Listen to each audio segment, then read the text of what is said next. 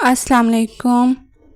زمانہ قدیم میں ایک ریاست پر ایک بادشاہ حکمرانی کرتا تھا۔ وہ بادشاہ ایک نیک دل اور اچھا انسان تھا، لیکن زیادہ عقل مند نہ تھا۔ اسی وجہ سے وہ ہمیشہ ہوشیار اور سمجھدار لوگوں کی تلاش میں رہتا تھا تاکہ اس کی رعایا خوشحال ہو، ریاست ترقی کرے اور دشمنوں پر فتح حاصل کی جا سکے۔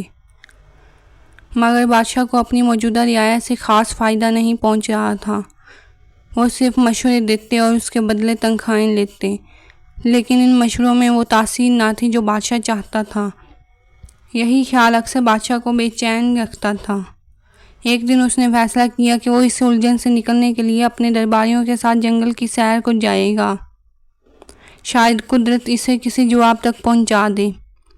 جب وہ سیر سے واپس آ رہا تھا تو اس نے دیکھا کہ ایک شخص درخت کے نیچے بیٹھا خود سے باتیں کر رہا ہے۔ دور سے وہ پاگل معلوم ہوتا تھا۔ بادشاہ نے رک کر اسے دیکھا اور دل میں خیال آیا کہ یا تو یہ واقعی پاگل ہے یا پھر غیر معمولی عقل کا مالک۔ تجسس کے مارے بادشاہ اس کے قریب پہنچا اور گفتگو کا آغاز کیا۔ بادشاہ نے پوچھا، اے نوجوان، کیا تم پاگل ہو جو خود سے باتیں کر رہے ہو؟ اس شخص نے مسکرا کر جواب دیا، پاگل تم ہو اور تمہاری ساری رعایا۔ میں تو بالکل ٹھیک ہوں۔ میں تو صرف یہ چاہتا ہوں کہ اس جنگل کو کاٹ کر یہاں محل بنائے جائیں، ان محلوں کا بادشاہ میں بنوں۔ اس کی بات سے عجیب اعتماد اور صاف گوئی تھی۔ بادشاہ اور اس کے درباری حیران رہ گئے۔ مشورہ کرنے پر درباریوں نے اسے محل لے جانے کی رائے دی تاکہ اگر کارآمد نکلا تو فائدہ ہوگا، ورنہ چھوڑ دیں گے۔ راستے میں اس شخص نے بھاگنے کی کوشش کی مگر اسے پکڑ لیا گیا۔ جب محل پہنچے تو عوام خوشی سے نعرے لگا رہے تھے۔ عوام کو معلوم ہوا کہ جس راستے سے وہ واپس آئے اس پر دشمن چھپا بیٹھا تھا۔ اگر راستہ نہ بدلا ہوتا تو شاید سب مارے جاتے۔ بادشاہ سمجھ گیا کہ وہ پاگل در حقیقت غیر معمولی عقل کا مالک ہے۔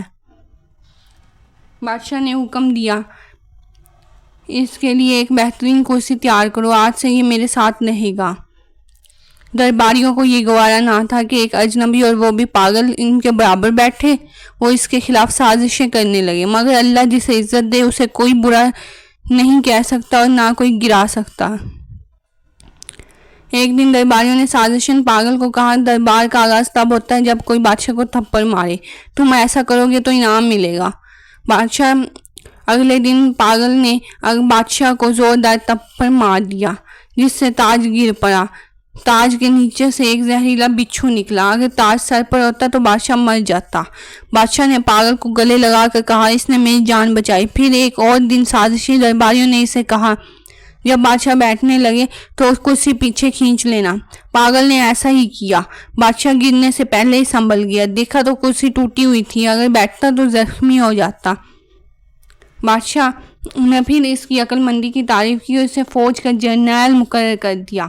اب وہ پاگل سب سے معزز اور اہم مقام پر پہنچ چکا تھا، حتیٰ کہ بادشاہ نے اسے اپنی بیٹی سے نکاح میں دے دی۔ آخر کار درباری اتنے حسد میں جل گئے کہ دشمن ریاست کی بادشاہ سے خفیہ سازش کی۔ فیصلہ ہوا جب جنگ ہو تو اپنے ہی جرنیل یعنی پاگل کو مار دیا جائے، مگر قدرت کو کچھ اور ہی منظور تھا۔ جب جنگ شروع ہوئی تو پاگل نے دشمن بادشاہ کو لڑائی کے لیے للکارا، لیکن جھاڑیوں سے ایک خونخوار شیر نکل آیا اور بادشاہ پر حملہ کیا۔ پاگل فوراً دوڑا، شیر سے لڑا اور جان بچا لی۔ دشمن بادشاہ نے جنگ روک دی اور کہا، ہم حملہ نہیں کریں گے، یہ جرنیل بہادر اور وفادار ہے۔ یوں دشمن بھی اس پاگل کا مداح ہو گیا۔ رعایا شرمندہ، بادشاہ خوش کہ اس کے ساتھ ایک اور سچا اور باوفا ساتھی ہے جو اللہ پر بھروسہ رکھے، سچ بولے اور نیت صاف رکھے۔ اللہ اسے وہ عزت دیتا ہے جو کوئی سازش چھین نہیں سکتی۔